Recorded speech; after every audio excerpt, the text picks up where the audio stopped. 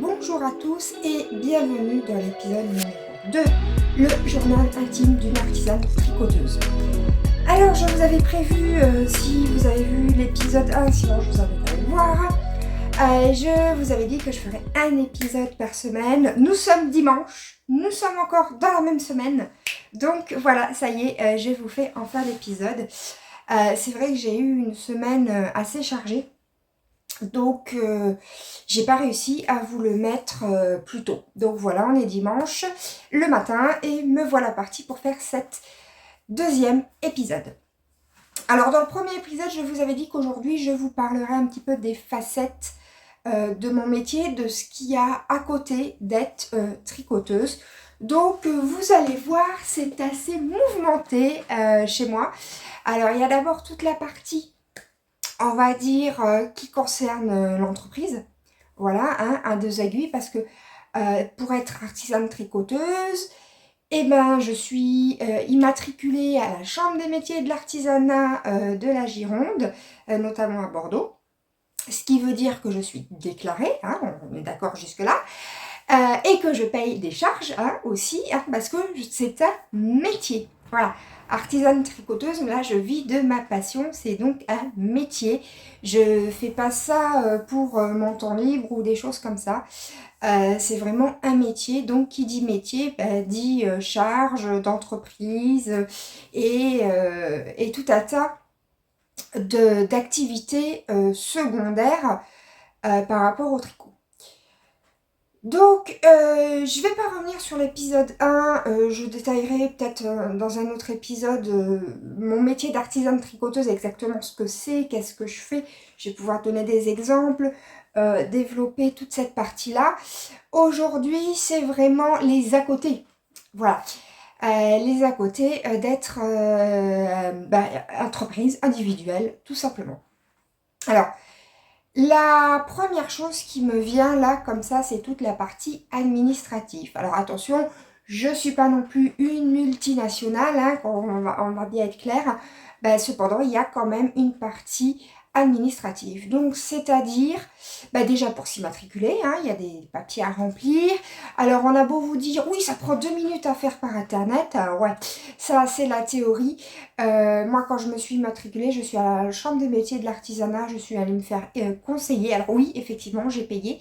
En même temps, c'est un service, hein, on n'est pas là devant l'ordinateur tout seul, il y a quelqu'un qui nous aide, il nous pose les questions, voilà, il nous répond. Donc moi, j'ai préféré le faire avec la Chambre des métiers, être accompagnée là-dessus. Donc, il y a la partie immatriculation.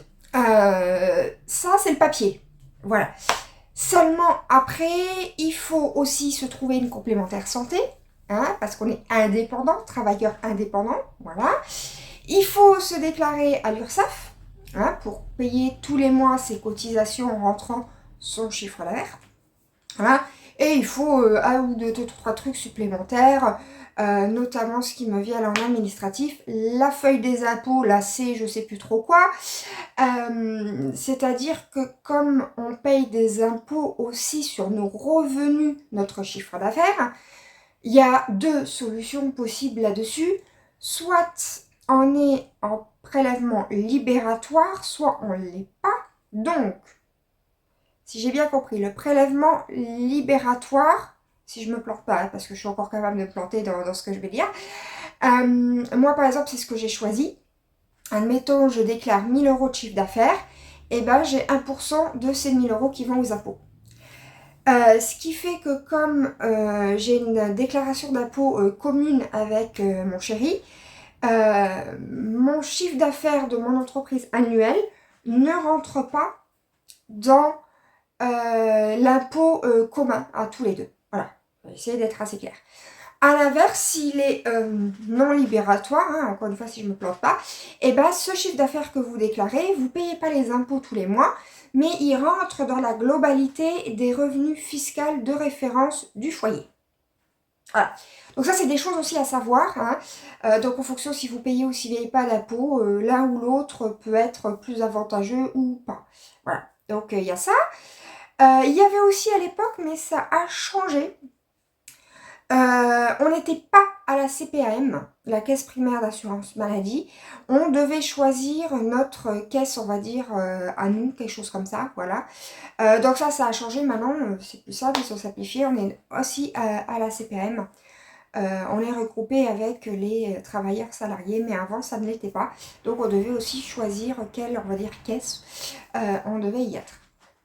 Donc ça, c'est à peu près la partie administrative qu'il peut y avoir au début quand on s'immatricule.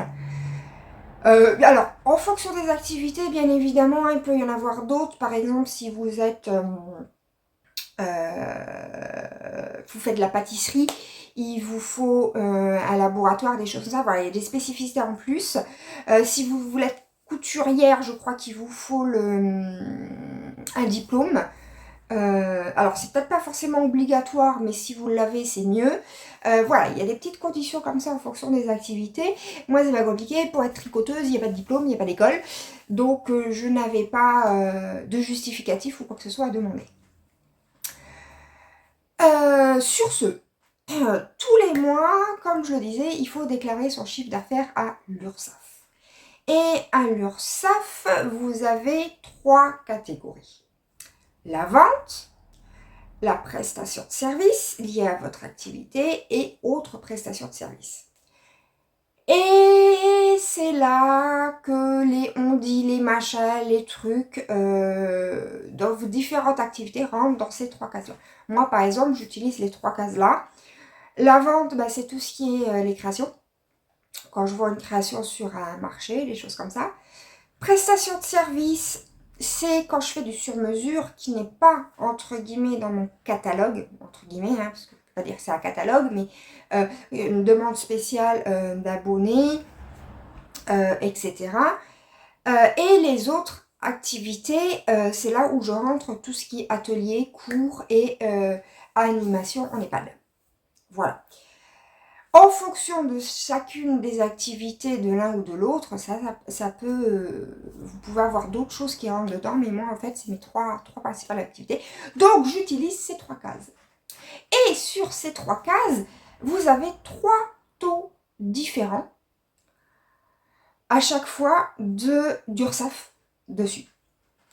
À ces 3 taux-là qui sont différents, vous ajoutez tous les mois la déclaration à Pôle emploi, puisque comme c'est pas encore une activité pérenne, etc., je suis encore inscrite à Pôle emploi, où là, vous avez du coup les abattements fiscaux à faire sur ces 3 taux, et après à les additionner pour la déclaration à Pôle emploi. Vous voyez, c'est le truc super simple. Voilà. Donc tous les mois, je refais mes petits calculs à la con, là, mais 50%, 74%, 31%, un truc comme ça. Et je rentre dans ça dans Pôle emploi. Voilà. Bien évidemment, sur votre déclaration impôt à la fin, quand tu le faire, vous avez ces trois cases-là à rentrer. Et je crois même pas les 3. Je crois qu'il n'y en a que 2, c'est-à-dire qu'ils mettent la vente à part et qu'ils mettent les 2 prestations de service ensemble. Il me semble même. Encore une fois, c'est à vérifier, mais il me semble que c'est ça sur les impôts. Voilà, donc ça, c'est vraiment la partie, on va dire, administrative, réellement obligatoire pour déclarer du coup ses revenus, son chiffre d'affaires. Voilà. Donc il y a une partie un petit peu de comptabilité, hein, voilà. Il faut quand même savoir remplir une case d'Excel, quoi, voilà, pour calculer. Donc il y a ça, c'est la partie comptable. De plus, en tant qu'entreprise individuelle et micro-entreprise, on n'est pas obligé d'avoir une comptable. Mais il est conseillé d'avoir un livre de dépenses et de recettes, un livre avec des pages numérotées et que l'on ne peut pas mettre du Tipex ou modifier des choses comme ça. Donc c'est un genre de livre indélébile où à gauche, je crois que vous avez les recettes et à droite, vous avez les dépenses. Et donc à chaque fois que vous faites une recette, il faut le noter. À chaque fois que vous faites une dépense, il faut le noter. Et dans les recettes, bien évidemment, si vous faites un marché de créateur et qu'on vous paye en espèces, en chèque ou en carte bancaire, ça fait 3 lignes. Parce que c'est une ligne pour un mode de paiement. Voilà, donc vous avez aussi ce petit livre-là. Enfin, petit livre. Après, il y en a que je sais qu'ils le font dans des tableaux Excel et qui se transforment en PDF. Moi, je suis un peu de la vieille école quand même. Je suis encore sur le format papier. Voilà, moi je fais ça indélébilement sur le truc papier là et je remplis comme ça donc tous mes fins de mois, enfin mes débuts de mois pour le mois mois d'avant. Par exemple, début septembre, c'est le mois d'août, je remplis mon petit cahier, des livres, des dépenses et des recettes. À cela, à côté, j'ai mes propres tableaux à moi. Où j'ai mon chiffre d'affaires global, j'ai mon chiffre d'affaires à l'année. Hein, donc tous les mois, j'ai un fichier Excel où tous les mois, j'ai les mois. Et j'ai le récapitulatif avec la somme de tous les mois qui s'y met. J'ai aussi les dépenses, bien évidemment. Et dans les dépenses, j'ai vraiment les catégories, c'est-à-dire ce qui englobe le site internet, ce qui englobe la laine, ce qui englobe les frais de la poste, les frais postaux, etc., etc. Voilà, comme ça je sais à peu près où je dépense quoi, où, combien et comment sur le long de l'année. Là, ça reste vraiment ma propre vision de mon entreprise. Bien évidemment, ça, ce n'est pas obligatoire. Mais c'est vrai que ça permet de voir où on en est. Donc, je le conseille, s'il y en a qui n'en ont pas, je conseille de faire ce genre de petit tableau. Ça permet d'avoir une petite vision globale. Voilà. À cela, j'ai différents tableaux de mon côté, notamment des bons cadeaux. Voilà, quand j'offre des beaux cadeaux, ben, je note les coordonnées de la personne qui offre, donc qui a acheté le bon cadeau. Et je note aussi les coordonnées de la personne qui utilise le bon cadeau. Et s'il y a plusieurs séances, à chaque fois les dates et si la séance est faite ou pas. Voilà, ce qui me permet de savoir si le bon cadeau est consommé ou pas. Parce que souvent les gens arrivent en oubliant le bon cadeau imprimé. Et donc moi voilà, je tiens ce petit registre. Et je fais pareil pour toutes mes clientes. J'utilise des petites fiches où je mets le nom, le prénom, le téléphone et le mail quand je l'ai. Et je note la date de la séance et ce qu'on a fait. Et ça me permet comme ça de savoir, elle, tiens, on a commencé par une initiation, après on a fait une écharpe, après on a fait le pull, voilà, comme ça me permet de situer et de savoir où en est la cliente, surtout que des fois il y en a qui viennent et pendant 6 mois ils reviennent pas, ils reviennent après, ils reprennent rendez-vous, voilà. Donc moi ça me permet de me souvenir de ce qu'elle a fait, parce que alors en général, je vais vous dire ça, elles vont halluciner mes clientes. Si je la vois qu'une seule fois, il se peut que le visage, ça me dit rien, si je vous parle 3 ou 4 fois, le visage ça peut être compliqué, surtout si vous venez 6 mois après. Par contre, sur ce que l'on a travaillé, sur le titre d'ouvrage, le pull, le machin, ça fonctionne. Voilà, donc je suis vraiment plutôt visuelle sur l'objet tricoté, si c'est une initiation tricot ou des choses comme ça, que le visage de ma cliente. Voilà, j'ai un peu honte de le dire, mais bon, voilà, je suis comme ça, j'y peux rien.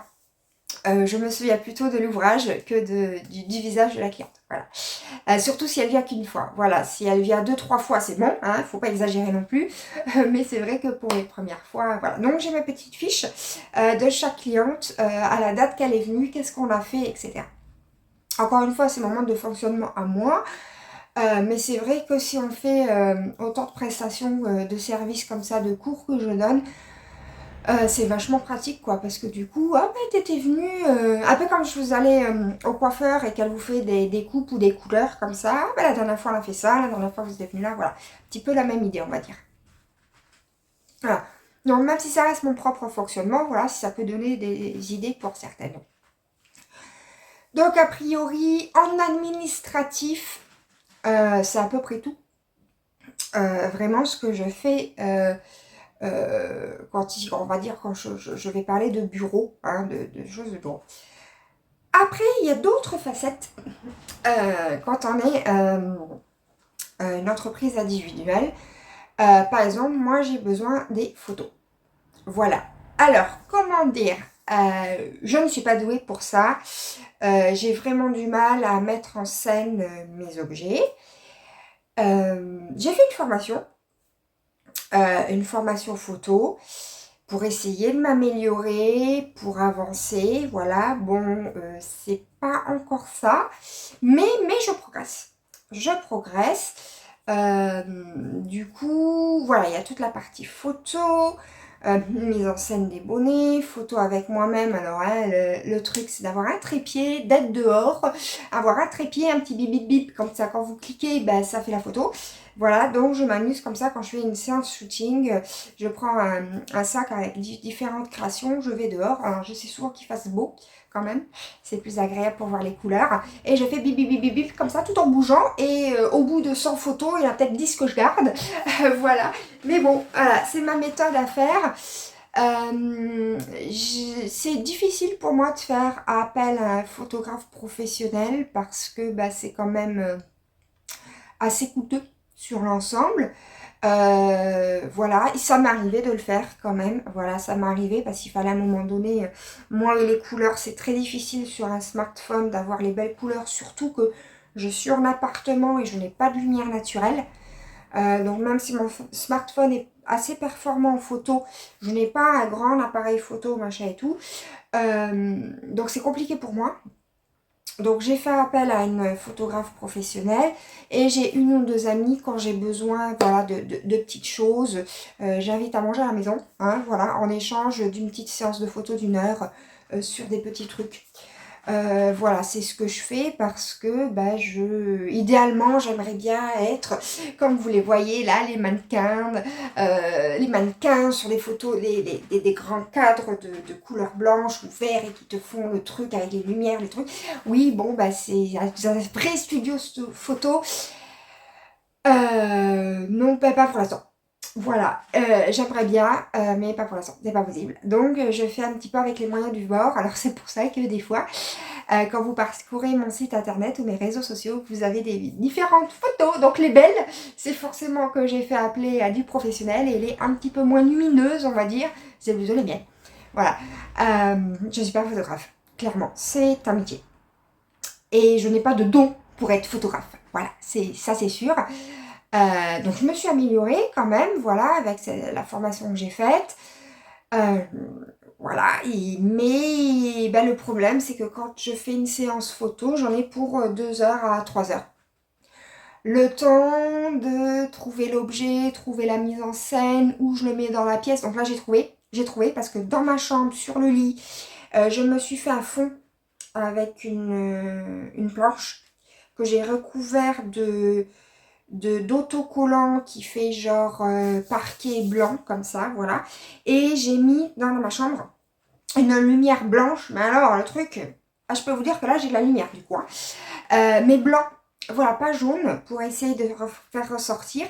Et non, maintenant je pose mes articles là-dessus. Voilà, j'essaye de faire des mises en scène là-dessus, où ce soit le plus naturel dans la couleur possible, avec la petite mise en scène.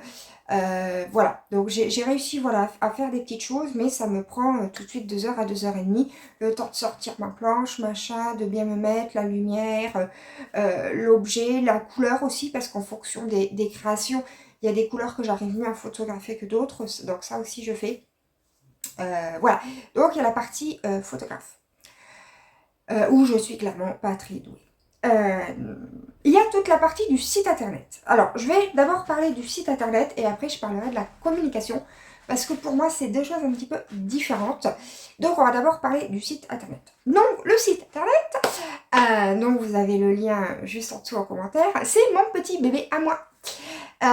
C'est-à-dire que c'est moi qui l'ai fait. Je l'ai fait, alors je le fais sur, alors là il y a sur WordPress. Je ne suis pas partie d'une page blanche parce que c'est quelque chose que je ne sais pas faire, je ne suis pas développeuse, voilà. Je suis partie d'un thème que j'ai acheté, donc un thème en fait c'est comme si vous achetez une maison vide, enfin quoi que même pas. Si la maison elle est remplie, des meubles, etc. Mais vous changez la couleur des meubles, vous changez un petit peu la déco, vous changez de place. Par exemple, la table, elle était là, vous la mettez de l'autre côté. Voilà, la maison est remplie, mais vous changez à votre goût. On va dire ça comme ça, pour que vous compreniez. Donc, j'ai acheté mon thème, j'ai mis en place ma page d'accueil, etc.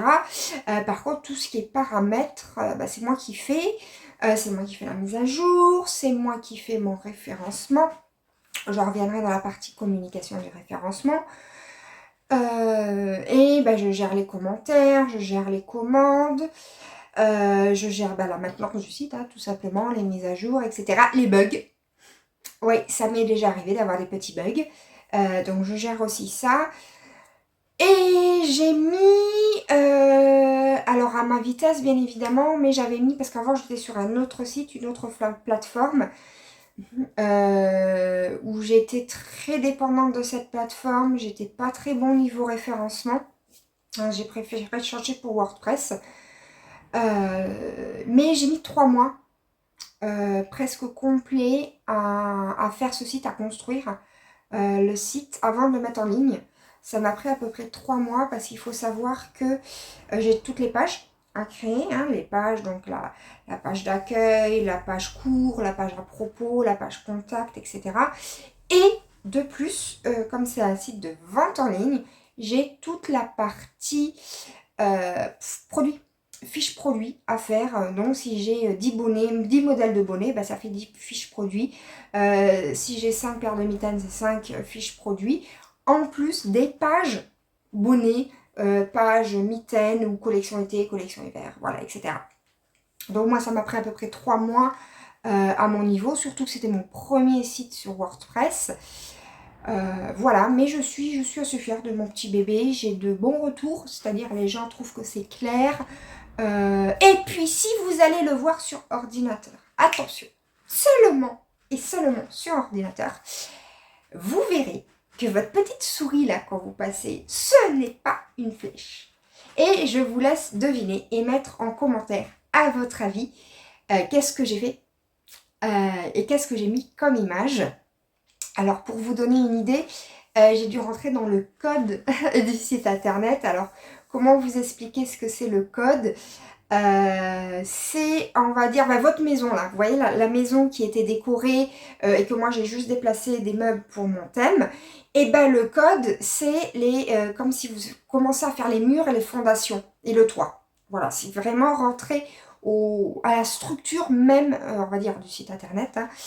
Je le définis comme ça pour que vous puissiez comprendre. Donc, je suis rentrée dans le code du site et j'ai codé. Et je vous laisse mettre en commentaire, à votre avis, par quoi j'ai remplacé cette petite flèche de souris d'ordinateur quand on est à l'ordinateur, par contre, parce que sur smartphone, il n'y a pas de souris. Voilà. Donc, voilà pour le site internet. De l'autre côté, la communication. Alors là, la communication, c'est comment dire... j'ai fait des gros progrès en communication. Alors, je pourrais faire un épisode communication, voilà. Voilà, peut-être une fois j'en ferai un. Là, je vais juste faire général. La communication, c'est quoi ? Avoir un site internet, c'est bien, forcément. Mais si on communique pas dessus, si on ne dit pas qu'on existe, personne ne nous trouve. Faut pas exagérer, voilà, si on a un site internet mais qu'on le laisse comme ça et qu'on n'en parle pas, et personne ne vous trouve, personne ne sait que vous existez. Donc c'est la partie communication.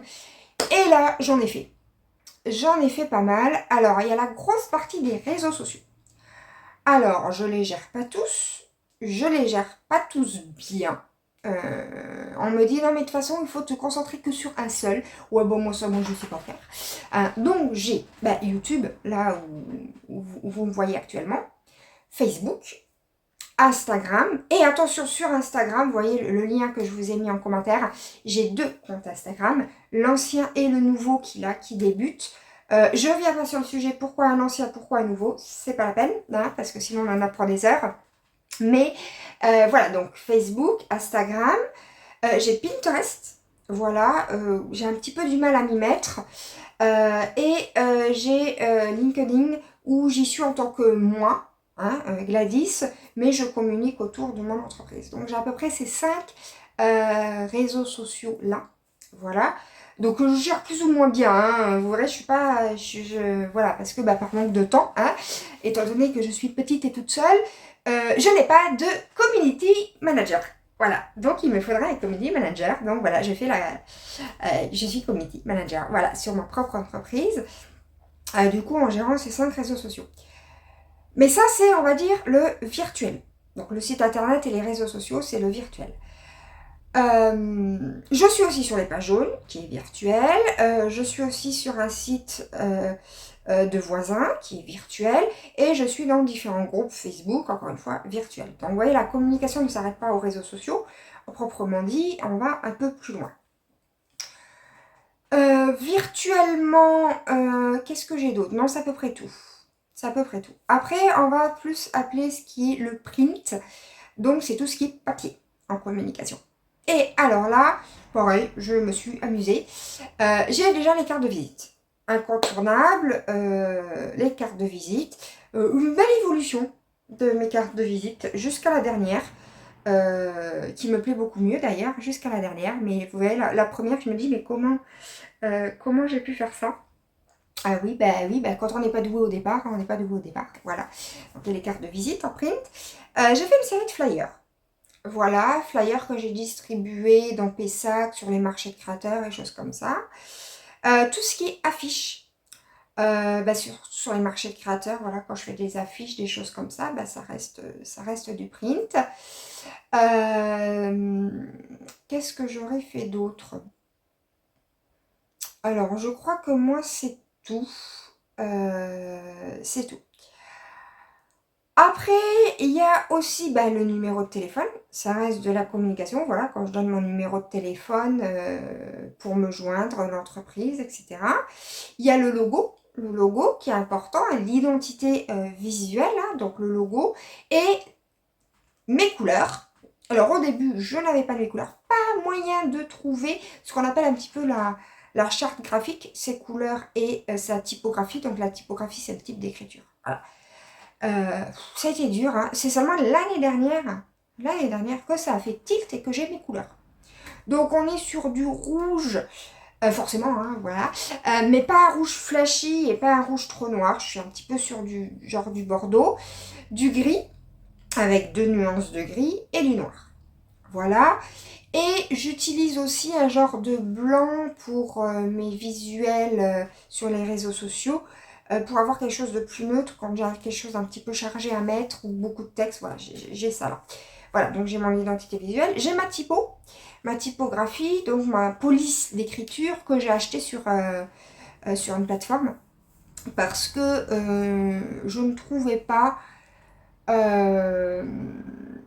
quelque chose qui m'allait et on m'a conseillé, ouais, vas-y, regarde là, cherche, et voilà. Et j'ai trouvé. Donc j'ai acheté ma typographie et que j'utilise à peu près partout maintenant. Donc alors il y en a une qui est assez arrondie, qui fait peu penser à un fil de laine comme ça que l'on vient étirer.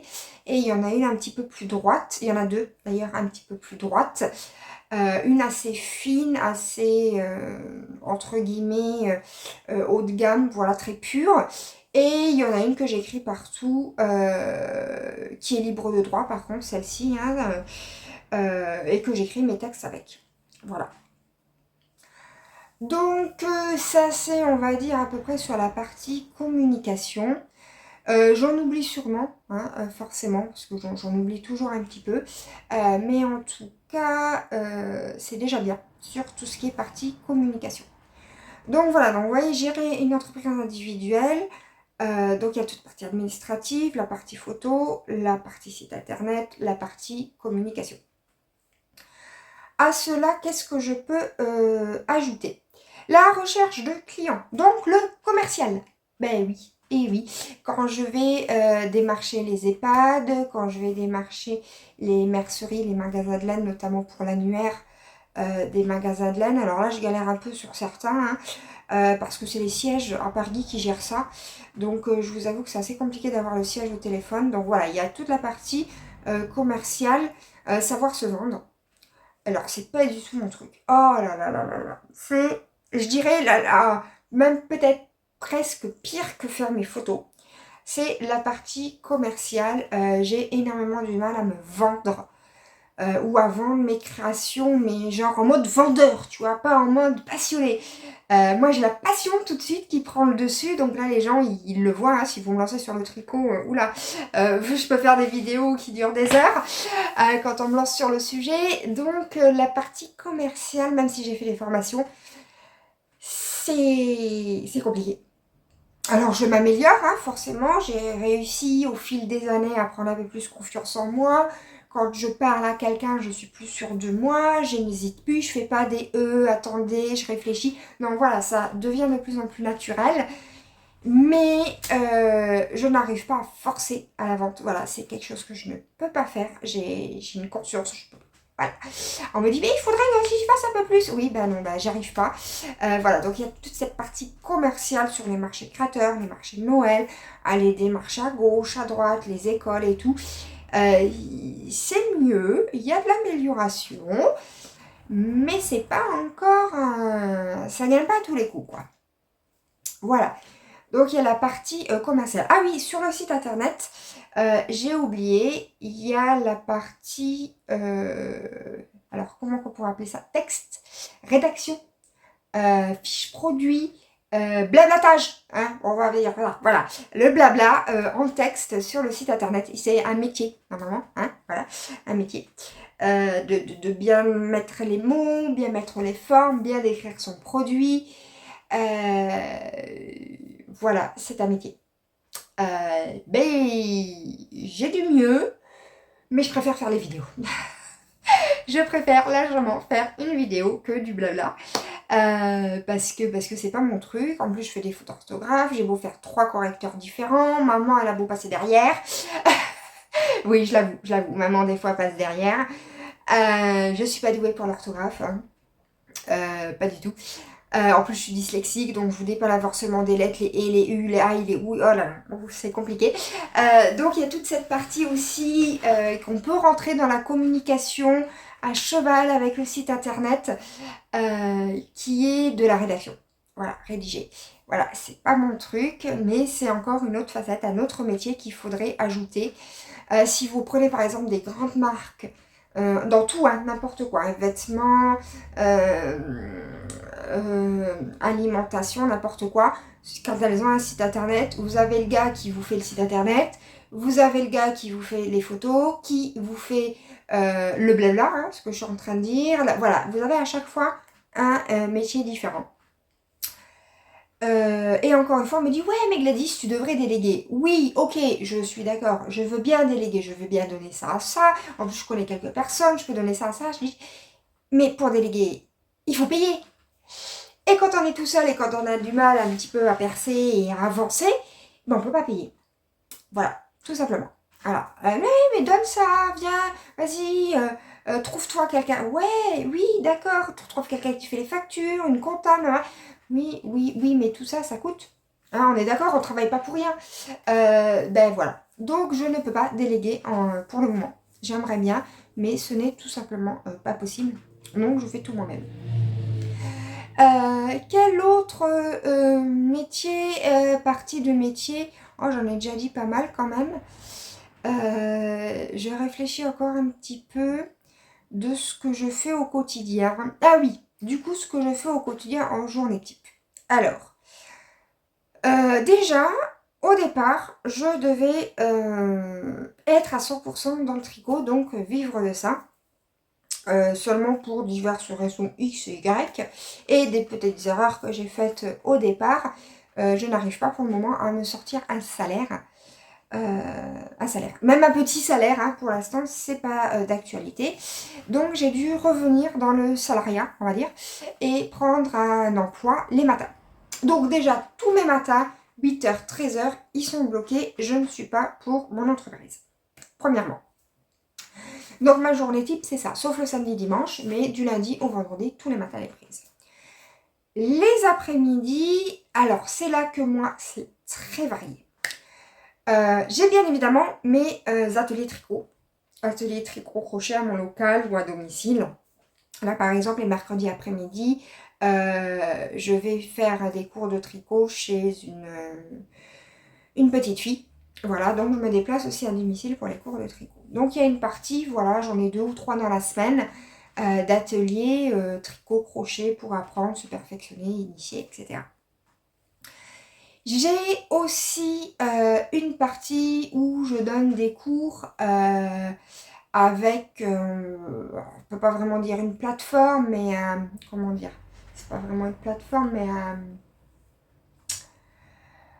j'ai pas le mot, ou alors, on va rester sur une plateforme qui met en relation les professeurs et les parents pour donner des cours.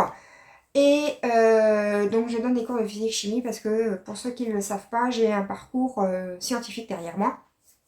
Et donc je donne des cours de physique-chimie niveau lycée et chimie niveau licence.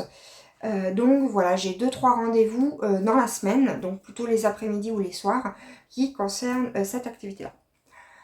Vous rajoutez à ça mes EHPAD, voilà, où je vais animer 1h30, hein, c'est à peu près le temps idéal, par expérience, c'est le temps idéal qu'il faut. 1h30 animer un atelier tricot où on tricote, voilà, pour passer du temps, pour se changer les idées. J'ai même des tricoteuses qui me regardent, voilà, qui regardent et qui discutent simplement. Mais voilà, j'ai mes petits EHPAD à faire. Donc, alors pas tout le même jour hein, non plus, hein, faut pas exagérer, mais voilà. Donc mes rendez-vous les après-midi. Il y a toute la partie communication, hein, où je vous avoue que la semaine dernière, c'est pour ça que je fais la vidéo ce dimanche matin, la semaine dernière c'était très chargé, je rentrais, je partais à 8h le matin, hein, enfin 7h40 même, et des fois je rentrais, il était 19h30, 20h, donc là je vous avoue lessivé. Pas de communication, j'ai très peu communiqué la semaine dernière, très fatiguée. Mais il y a toute la partie communication un petit peu tous les jours en fonction des différents réseaux sociaux que j'ai. Il y a aussi toute la partie communication à faire, maintenance du site, voilà, des petites choses comme ça à l'ordinateur, tenir à jour ses comptes, voilà, petite administratif que je fais un petit peu tous les jours en fonction de ce que j'ai à faire. Et j'ai aussi la réponse à vos mails, voilà, quand on me contacte, ou sur les réseaux sociaux, quand on m'envoie un message, des choses comme ça. Voilà, donc toute la partie réponse, qui prend aussi des fois un petit peu de temps quand même, hein, parce que bon, répondre à un mail, il faut quand même le lire, le comprendre, voilà, etc. Donc, dans ma journée type, il y a aussi une partie ordinateur un petit peu tous les jours à faire. Et à cela, eh ben, vous rajoutez une vie de famille traditionnelle, hein, donc je ne vais pas rentrer dans le détail, mais moi j'ai 2 petits lapins, il faut s'occuper des petits lapins, il faut faire à manger, voilà, enfin tout le truc traditionnel que tout le monde a, on va dire, à peu près en commun. Donc voilà à peu près ma journée type. Sur les samedis et dimanches, ça varie un petit peu. Les samedis, souvent, c'est réservé au tricot, où je fais des ateliers. Ateliers et cours, voilà, en fonction ateliers dans les merceries, certaines, ou alors des cours à mon local. Le dimanche, en général, j'essaye de ne pas allumer l'ordinateur. Alors, sauf aujourd'hui, hein, puisqu'effectivement, comme je vous dis, il faut que je fasse cette vidéo et tout, donc aujourd'hui. J'essaie en tout cas de ne pas allumer l'ordinateur, et le dimanche c'est surtout des fois pour m'occuper de la maison, hein, quand même, les machines à laver, des choses comme ça, quoi, le truc que tout le monde fait, ainsi que à manger pour la semaine. Et entre-temps, de temps en temps, il y a les marchés de créateurs. Et là, je pense que je ferai un épisode marché de créateurs, parce que c'est tellement long à dire. Je ferai un épisode spécial sur les marchés de créateurs. Voilà. Parce que les gens, ils croient, ouais, vas-y, tu vas, t'es tranquille, t'es à la fraîche et tout, tu vends tes créations. Ouais, non, c'est pas tout à fait ça. C'est pas tout à fait ça. C'est un peu plus compliqué que ça. Il y a la veille, rechercher les marchés de créateurs. Hein, voilà, c'est pas eux qui viennent t'appeler. Oh, Gladys, tu viens sur ton marché. Non, c'est plutôt moi qui envoie le mail, machin, je serai intéressée pour postuler. Vous faites des dossiers, vous envoyez par la poste. Enfin, bon, bref, je rentre pas dessus. Donc, il y a aussi des fois, de temps en temps, les dimanches, ou samedi d'ailleurs, ça dépend. Et à Noël, c'est les marchés de Noël. Donc, c'est sur le week-end, samedi, dimanche, les marchés de créateurs. Donc voilà un petit peu, on va dire, le quotidien. Et là, je vous attends pour la question. Mais Gladys, quand est-ce que tu tricotes? Bien évidemment, puisque je vous ai parlé de l'administratif, je voulais parler de l'ensemble, de mon quotidien, de ce que je fais, des cours, des ateliers, etc. Et ben c'est pas compliqué, je tricote le soir. Eh ben oui, quand la journée est pleine et bien remplie, je tricote le soir. Voilà, tout simplement. Souvent devant la télé, quand c'est des modèles simples, je précise. Alors ce que j'entends par modèle simple à mon niveau, c'est quand c'est du côte, du pointerie, du jersey en droit ou du jersey en vert, du point mou, c'est quand c'est des modèles où il y a des simples petites augmentations, par exemple des manches, ça je gère très bien devant la télé. Voilà. Par contre, du moment que Il y a un diagramme, il y a du jacquard, il y a de la dentelle, il y a des points spéciaux, il y a des lignes à suivre, il y a de la concentration. Là, je le fais tranquille, sans télé, en pleine lumière. Donc, je mets la grande lumière pour bien voir. Parce que il faut pas que je me trompe, c'est assez délicat. Et quand je travaille comme ça, très concentré, c'est pas plus d'une heure. Pas plus d'une heure parce que c'est fatigant. C'est fatigant. Faut être concentré, faut pas se tromper, faut bien faire attention. Le jacquard, faut avoir sa bonne tension de fil, etc. Donc quand c'est simple, c'est le film en général le soir devant la télé, voilà, le petit film. Et quand c'est compliqué, c'est au calme, sur ma table, toute seule. Voilà, pas de radio, pas de télé, rien du tout. Et donc du coup, c'est le soir. Quand j'ai des grosses commandes, j'essaie de temps en temps de me faire une après-midi tricot pour que ça avance un peu plus vite. Mais encore une fois, dans l'après-midi tricot, visez pas que je suis comme ça là, pendant 4 heures. Non, c'est pas possible. Hein. Le maximum que je tricote d'affilée, c'est 2 heures. Parce qu'après, vous êtes un peu coincé les épaules, des bras, etc. Donc au maximum, c'est 2 heures d'affilée. Et je fais une pause, max. Et je fais maximum 4 à 5 heures par jour. Parce que déjà c'est fatigant pour les yeux. Alors sur les modèles simples, j'ai pas forcément besoin de regarder, mais n'empêche que quand vous êtes là comme ça, c'est assez fatigant. Hein. Vous pouvez demander à ceux que j'initie. Hein. 1 heure d'initiation, c'est largement suffisant.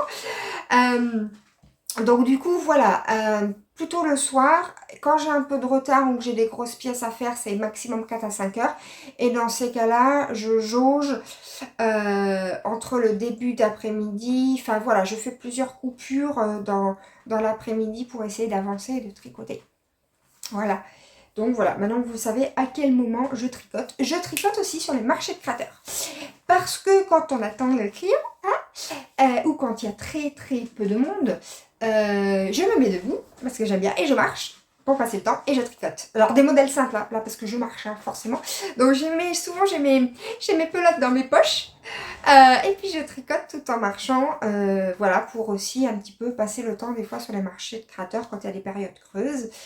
Et ça me permet aussi de bien montrer que c'est moi qui le fais, parce que figurez-vous que certaines fois, on me demande, mais c'est vous qui faites? Et je dis oui, c'est moi. Non, mais c'est pas possible parce que c'est trop bien tricoté, c'est une machine. Non, non, c'est pas une machine, c'est juste que j'ai un tricot régulier, que je sais très bien maîtriser ma tension de fil, et c'est moi qui ai tout tricoté. Non mais c'est pas possible. Mais il y a des heures derrière. Oui, il y a des heures derrière. C'est même plus en heures, là c'est en années que ça se compte. Mais voilà. Donc je tricote aussi pour ça sur les marchés de créateurs, parce qu'il y a certaines... Alors c'est rare hein, quand même, mais il y en a qui me croient pas trop. Donc j'ai toujours de quoi tricoter un petit peu sur les marchés de créateurs. J'aime bien aussi tricoter quand je suis en transport en commun. Donc quand je remonte en Lorraine et que j'ai 5 heures de train, donc 2 fois 2h30 à peu près, là je tricote aussi. Je tricote aussi des fois quand je vais un petit peu à l'océan, à la plage. Voilà, j'ai toujours un petit peu... Alors je ferai vraiment des trucs basiques et plutôt pour moi du coup, hein. Parce que sinon si c'est plat de sable pour le tricot du client, faut pas exagérer, hein. Mais plutôt pour moi. Et je tricote aussi quand je suis invitée par des amis à des apéros tricot ou des tricotés. Voilà, souvent des trucs pour moi aussi. Oui, parce que je tricote pour moi quand même, hein, vous voyez, c'est de moi. Faut pas exagérer, à un moment donné, il faut bien que je fasse aussi des petits trucs pour moi. Et notamment les premiers modèles, à chaque fois que je fais un modèle, le premier est toujours pour moi parce que je suis encore en recherche d'inspiration, vérifier si la laine va bien et tout. Donc le premier est souvent pour moi. Voilà, un avantage. Un avantage. Voilà à peu près à quelle période je tricote. Donc vous voyez que sur une journée, c'est un ratio très faible en fait sur la journée. Voilà. Alors, je crois que j'ai fait le tour de ce que je voulais vous dire sur les à côté vraiment sur les choses à côté d'un métier proprement dit de tricoteuse. Tous les à côté qui sont le site internet, la com, l'administration. Si par hasard vous voyez d'autres choses que j'ai pas dit, n'hésitez pas à le dire en commentaire et j'y répondrai bien évidemment. Sur ce... Ah oui, aussi une chose que vous ne savez pas. Dans les réseaux sociaux, là, sur les vidéos, donc là, voilà, vous voyez, je me filme, je fais la vidéo. Mais après, il y a toute une partie que j'essaye de faire en montage. Alors, vous verrez que je ne suis pas une professionnelle. Hein. Vous n'avez pas des zooms comme ça, qui viennent, des trucs qui bougent, ou de la caméra qui change. Hein. Moi, je suis toute seule. Je vous rappelle, la caméra, c'est mon téléphone. Hein, voilà, hein, donc en plus c'est même pas une caméra pro ou un truc comme ça. Donc moi c'est mes bras qui bougent, le plus simple, pour animer un peu la vidéo, hein, parce que je sais pas faire les zooms, les machins, les trucs, les différents angles et tout, voilà.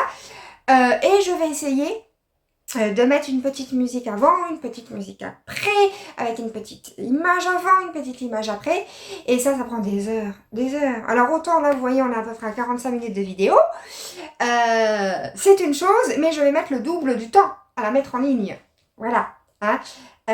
Donc j'espère quand même la réussir à la faire aujourd'hui, parce que quand on modifie une vidéo comme ça, avec des petits logiciels et tout, il faut la télécharger, et ça met des plombs. Voilà. Ou alors je suis pas douée, j'ai pas le bon logiciel, oh, je ne sais pas, mais ça met énormément de temps quand on met sa petite vidéo, son petit truc, son petit machin, voilà. Donc il y a aussi être vidéaste, montage vidéo à savoir faire. Ah, je l'avais oublié celui-là. Voilà. Sur ce, je vais peut-être vous laisser là-dessus. Donc n'hésitez pas, et là cette fois-ci j'ai déjà amélioré par rapport à l'épisode 1, je vous ai mis en commentaire mes différents réseaux sociaux, si vous voulez vous abonner à la newsletter pour recevoir, ah oui, la communication, ma newsletter, tiens, je l'ai oublié celle-là, une fois par mois à 2 max, je vous envoie une petite infolettre avec les actualités. Donc voilà, les grandes entreprises, eux, ils ont des gens qui font les newsletters, qui vous envoient le truc une fois par jour. Et vous savez, vous cliquez à la fin se désabonner parce que vous en avez marre de l'avoir tous les jours. Bon, bah moi, c'est moi qui m'en occupe, hein, donc forcément, c'est pas tous les jours. C'est 1 à 2 fois dans le mois où je vous fais ma petite newsletter. Voilà, donc ça aussi, c'est moi qui fais. Ça me prend environ 1 heure à 2 heures en fonction du contenu que je fais. De faire une newsletter et de vous l'envoyer 1 à 2 fois par mois, mais voilà, c'est du temps aussi et ça rentre dans la communication, cette newsletter. Donc du coup voilà, j'ai amélioré l'épisode 2, je vous ai mis tous ces liens, je les ai d'ailleurs modifiés dans l'épisode 1, parce qu'à un moment donné le texte on peut le prendre et le copier-coller, voilà, faut aussi simplifier la vie des fois, mais voilà, c'est ce que je vous ai fait du coup améliorer dans cet épisode numéro 2. L'épisode 3, je ne sais pas encore le sujet, je vais y réfléchir. Mais n'hésitez pas, si vous avez envie d'un sujet, à le mettre en commentaire. Comme ça, je ferai peut-être une liste comme ça de sujets à faire que vous souhaitez aborder. Et je les ferai du coup les vidéos au fur et à mesure. Voilà, sur ce, je vais vous laisser. Je vais vous souhaiter un bon dimanche et je vous dis à bientôt. Bye bye!